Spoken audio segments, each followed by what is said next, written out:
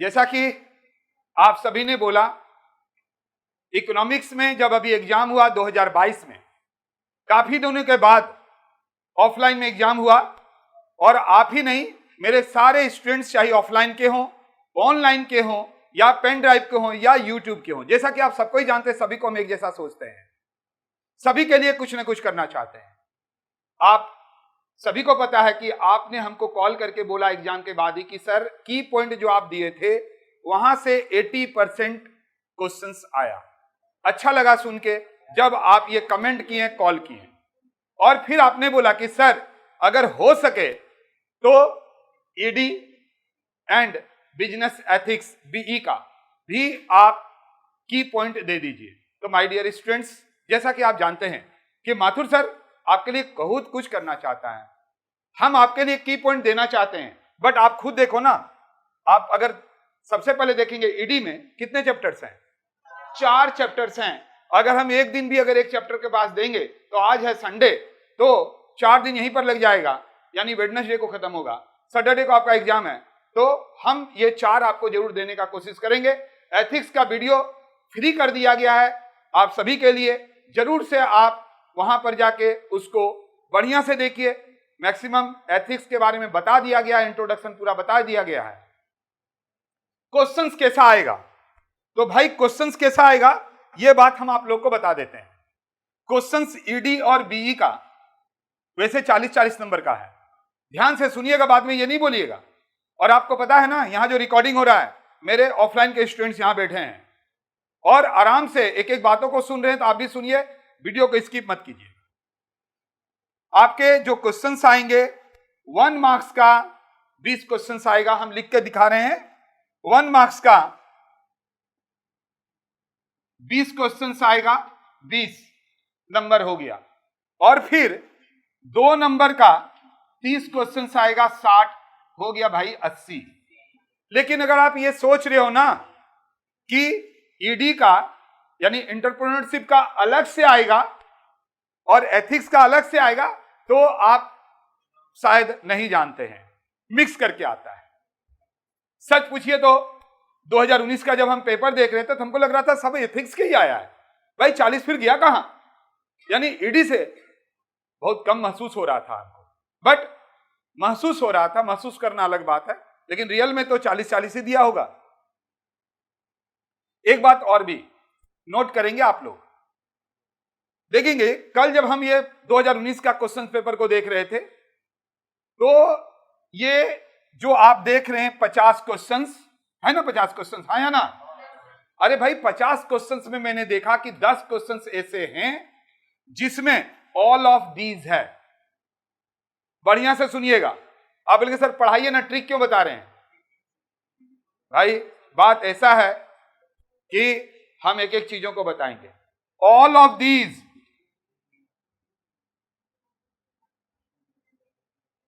जो D number में रह रहा है, और 50 में से 10 क्वेश्चन ऐसे आए जिसमें ऑल ऑफ दीज है आंसर।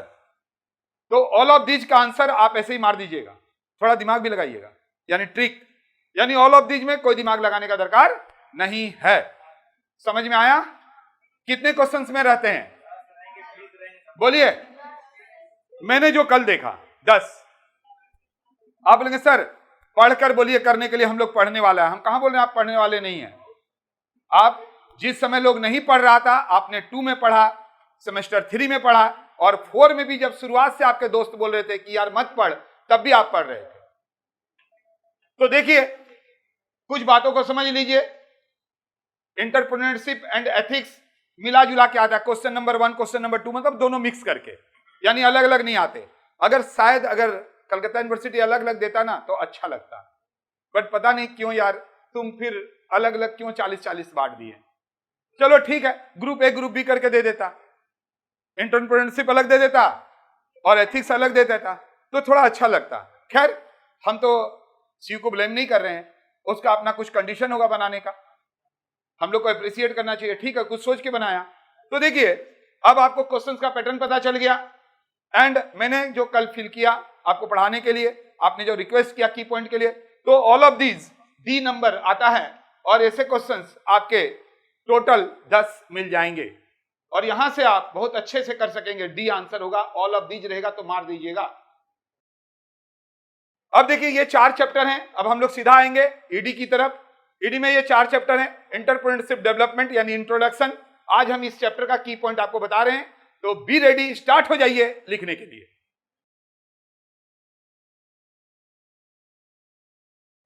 सबसे पहला जो चैप्टर है कॉन्सेप्ट यानी इंट्रोडक्शन, बहुत अच्छा से कीजिए, क्योंकि एंटरप्रेन्योरशिप डेवलपमेंट क्या है यानी ईडी क्या है ये आप यहां पूरा समझेंगे। देखो सबसे पहला बात है की पॉइंट में फटाफट आपका ये चैप्टर हो जाएगा। यानी अगर आप वैसे पढ़ने जाएंगे तो 20-25 पन्ना 30 पन्ना है, लेकिन आप हार्डली एक पन्ना में कंप्लीट कर सकेंगे और सारा एमसीक्यू यहीं से आएगा। ये बात नोट कर लीजिएगा, आप लोग भी नोट कर लीजिए। देखो सबसे पहला बात थोड़ा आप लोग भी ध्यान से देखेंगे और बोलेंगे भी। Entrepreneurship is considered by the economics. आप फैक्टर ऑफ प्रोडक्शन के बारे में सुने हैं ना? फैक्टर ऑफ प्रोडक्शन जनरली क्या क्या होते हैं? लैंड, लेबर, कैपिटल, लेकिन उसके साथ यूज करता है कौन? इकोनॉमिक्स। तो क्या हुआ? Entrepreneurship is considered by the economics to be one of the 4 factors of production, land, labour और कैपिटल। वहां पर यह भी जुट गया। तो समझ सकते हैं यहां पर एक वर्ड लिखा गया है कि entrepreneurship idea not an innovation. आप आइडिया लाते हैं और वो आइडिया प्रोडक्शन का भी हो सकता है, प्रोडक्ट का भी हो सकता है, सर्विस का भी हो सकता है। नॉट एन इनोवेशन, आप कोई चीज का आविष्कार नहीं करते हैं, आइडिया का आविष्कार करते हैं। समझ में आ गया? यानी अगर आ गया कि एंटरप्रेन्योरशिप क्या आइडिया है या इनोवेशन है, तो आइडिया इनोवेशन नहीं है। ये बात सारी चीजों को समझिएगा बहुत अच्छा से। और यहां पर आपने देखा कि एंटरप्रेन्योरशिप को इकोनॉमिक्स क्या करता है? फैक्टर ऑफ प्रोडक्शन मानता है। अब ये 2 नंबर वेरी वेरी इंपॉर्टेंट। देखो ये जो वर्ड है ना एंटरप्रेन्योरशिप, डिराइव फ्रॉम फ्रेंच, ये फ्रेंच वर्ड से आया गया है। तो यहां से एक एमसीक्यू बनेगा। अब इसका मीनिंग क्या होता है देखेंगे जी। इसको 2 भागों में बांट दिया है, ENTRE। तो फ्रेंच में इसका मीनिंग होता है क्या? बिटवीन। एंड देखेंगे इसको 2 भागों में बांटा है, क्या बात है फिर?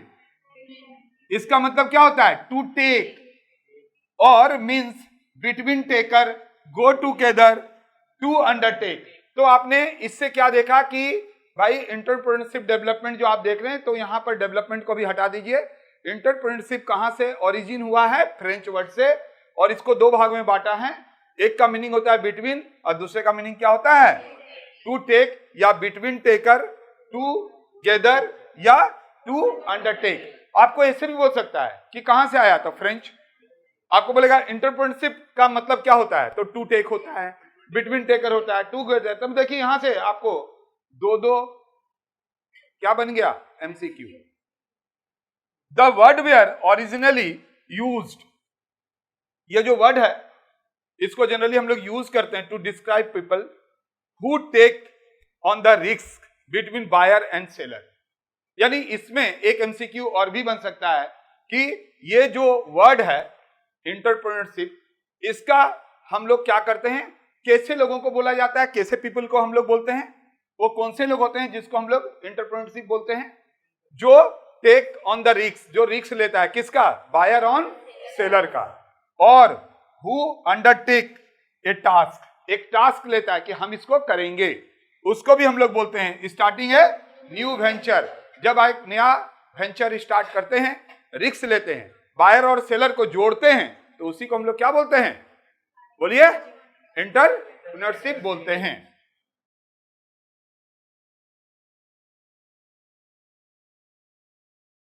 देखेंगे फ्रेंच, यानी जब आप ये वर्ड देखे एंटरप्रेन्योरशिप की फ्रेंच वर्ड है, यही ना देखे, तो भाई फ्रांस का ही एक इकोनॉमिक्स है जिसका नाम क्या है? बोलिए। इसने 1680-1734 में पहली बार एंटरप्रेन्योरशिप को यूज किया, ये वर्ड को यूज किया, पहली बार इसने यूज किया बिजनेस लिटरेचर में। इट इज और ये पहली बार 1723 में अपीयर्ड हुआ। कौन से डिक्शनरी में? यानी बहुत सारे वर्ड डिक्शनरी में तो सारे वर्ड रहते हैं, वहां पर एंटरप्रेन्योरशिप वर्ड पहली बार 1723 में अपीयर्ड हुआ। तो देखिए यहां पर अब क्या क्या आपको मिल रहा है एमसीक्यू। पहला, अगर बोलेगा कि फ्रेंच डिक्शनरी में एंटरप्रेन्योरशिप वर्ड पहली बार कब अपीयर्ड हुआ, वो कौन से लोग थे जिसने सबसे पहले इसको बिजनेस लिटरेचर में यूज किया, वो कौन सा ईयर था? तो ये बात आपको समझ में आना चाहिए कि इस वक्त में इसने क्या किया, जो कि एक फ्रेंच इकोनॉमिक्स था, पहली बार बिजनेस लिटरेचर में इस वर्ड को यूज किया, लेकिन डिक्शनरी में कब आया? 1723।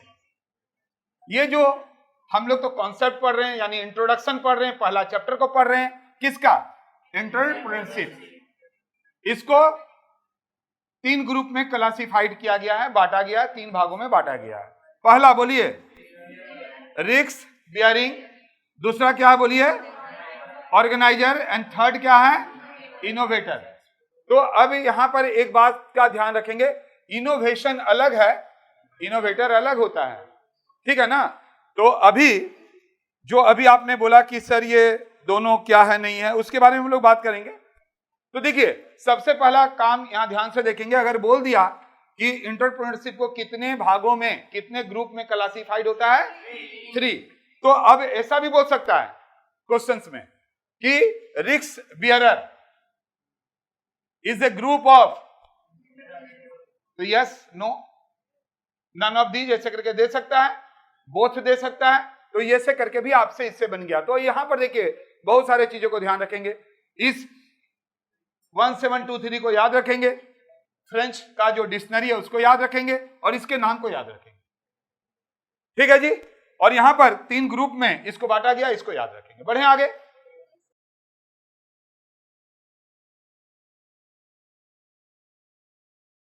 देखो 2 वर्ड है की पॉइंट में, 5वां नंबर की पॉइंट हम लोग चल रहे हैं। 2 वर्ड है, पहला वर्ड क्या बोलिए और दूसरा क्या है बोलिए? एक है इंटर, एक है इंट्रा। ये दोनों में काफी आप भूल कर सकते हैं। एंटरप्रेन्योरशिप का मतलब होता है कि आप खुद का ओनर हैं, आप खुद का बॉस हैं, अपना डिसीजन आप खुद लेते हैं, साथ ही साथ अगर इनकम होगा तो अनलिमिटेड इनकम होगा, क्योंकि आप इन दिनों देख रहे हैं कि काफी सारे आइडियाज आ रहे हैं, जितने भी आप पेटीएम से देख रहे हैं, भले ही डूब रहा है, ओला, उबर, ओयो, ये सारे इस दिमाग का उपज है, कुछ भी नहीं है। पहले से ये सारी चीजें थे बाजार में, सिर्फ इसको ऑर्गेनाइज ढंग से कर दिया गया, जोड़ दिया गया एक आइडिया से। लेकिन एंटरप्रेन्योर्स आप देखते हैं तो क्या होता है, ये ओनर नहीं होता है, ये एम्प्लॉयर होता है, मतलब कहीं काम करता है। तो देखें आपको इंट्रा और इंटर का फर्क पता चला? तो देखेंगे जी, ये एम्प्लॉयर होते हैं, ये खुद का बॉस नहीं होते हैं, इसको सैलरी मिलता है, इसको खुद का डिसीजन ये नहीं ले सकता है। जहां काम करते हैं वहां जो आपका बॉस है, यानी जो एग्जीक्यूटिव है, उसका डिसीजन लेना पड़ता है। यहां पर अनलिमिटेड इनकम इसका हो सकता है, लेकिन यहां पर अनलिमिटेड इनकम नहीं, क्या होगा? Limited income.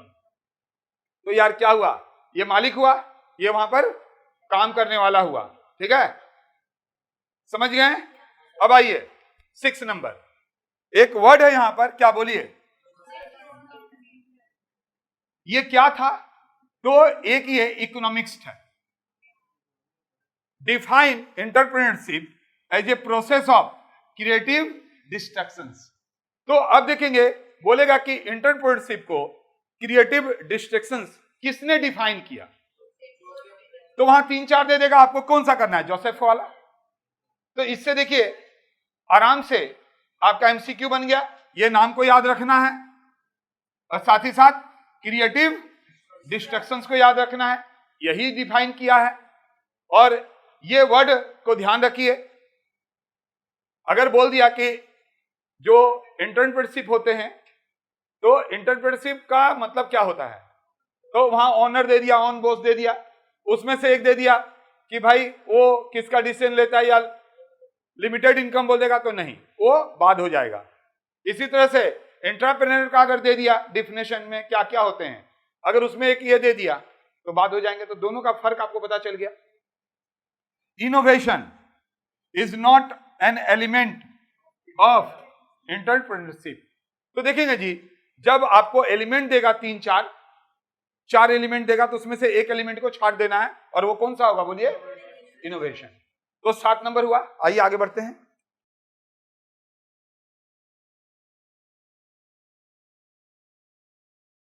एक बात बता देते हैं, पूरा वर्ल्ड के अंदर जितने भी बिजनेसमैन हैं, पीढ़ी दर पीढ़ी वो उसका बिजनेस, उसका जो भी उत्तराधिकारी है, लड़का हो लड़की हो, उसके द्वारा ही चलता है। आप इंडिया में देख लीजिए या वर्ल्ड में देखिए, ऐसा ही चलता है। कारण क्या है भाई? उसका बाप अगर बिजनेस खड़ा किया है तो लड़का या लड़की उसको तो आगे कैरी फॉरवर्ड करेगा ही करेगा। हाँ, आप पूरा इंडिया को या वर्ल्ड को रिप्रेजेंट कर रहे हैं, तो आप देखते होंगे आप जिस इलाका में रहते हैं वहां पर भी तो किसी ने जो बिजनेस खड़ा किया है उसको भी तो लोग कैरी फॉरवर्ड कर रहा है। बट इसी के बीच में से किसी किसी का कुछ आइडिया आ जाता है, वो एक अलग करता है, जिसी को हम लोग क्या बोलते हैं? एंटरप्रेन्योरशिप बोलते हैं। तो यहां पर देखिए, द डिटर्मिनेंट्स, एक वर्ड आ गया, the determinants of entrepreneurship divided into 3 categories. अब एक यहां से एमसीक्यू बन गया कि जो एंटरप्रेन्योरशिप है उसका डिटर्मिनेंट्स कितना है? 3। पहला क्या बोलिए? पर्सनल लेवल, सोशल लेवल और इकोनॉमी लेवल। पर्सनल लेवल के अंदर क्या क्या आते हैं? अब अगर बोल दिया आपको, एक क्वेश्चन यहां से फिर बन गया कि पर्सनल लेवल फैक्टर्स में क्या क्या आते हैं? अचीवमेंट, बोलिए। तीसरा कंट्रोल, बट फैमिली बैकग्राउंड नहीं। यहां पर हम लोग फैमिली बैकग्राउंड से आप बहुत आगे तक बढ़ सकते हैं, उसके बिजनेस को कैरी फॉरवर्ड कर सकते हैं। बट एंटरप्रेन्योरशिप जो वर्ड आ जाता है ना, वहां पर एक नया आप आइडिया लेकर आते हैं। तो यहां पर है सोशल में क्या आएगा? Educational system. और इकोनॉमी में तो आप जानते ही हैं भाई, सारा कुछ प्रॉफिट के बारे में बात होता है। Old family business in the world में ओल्ड फैमिली बिजनेस किसको माना गया है? पोंगो भूमि। आप बोलेंगे कि सर यहां पर भी तो, अब देखिए, अगर आप ये देखेंगे रिलायंस कितनी पुरानी कंपनी है, टाटा, बिरला, वाडिया ग्रुप, बहुत सारे चीज हैं जिसको आप देखेंगे। हम उसके अंदर नहीं जा रहे हैं। हमको ये बात करना है कि इसका इंट्रोडक्शन है। ये इंट्रोडक्शन में अगर आप की पॉइंट को करते हैं तो आप मैक्सिमम बना सकते हैं, इसके बारे में बात किया जा रहा है। तो देखिए, सबसे पहले इसको अच्छा करने के लिए मैंने क्या किया है? इंट्रोडक्शन को 4 भागों में बांट दिया है। कितने भागों में? 4 भाग। तो आइए अब हम लोग सेकेंड पार्ट इसका शुरू करते हैं, पहला ही चैप्टर का सेकेंड पार्ट।